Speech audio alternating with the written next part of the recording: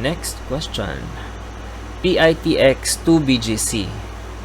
So, kung ikaw ay manggagaling ng Cavite at bababa ng PITX papuntang BGC, maaari kang sumakay ng Green Frog na bus mula alas 6 ng umaga hanggang alas 9 ng umaga papuntang BGC. Ang isang paraan pa para mag-commute mula PITX papuntang BGC ay sumakay ng EDSA Carousel Bus mula PITX papuntang Ayala Station at saka sumakay ng BGC bus na papuntang BGC.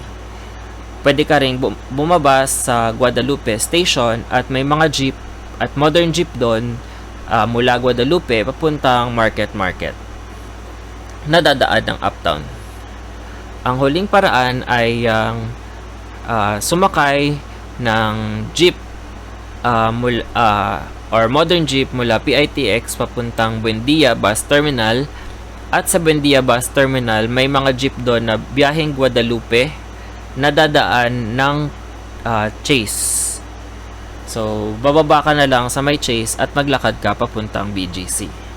So, aabutin ng mga 45 minutes hanggang 1 oras ang biyahe mula PITX papuntang BGC. Next question.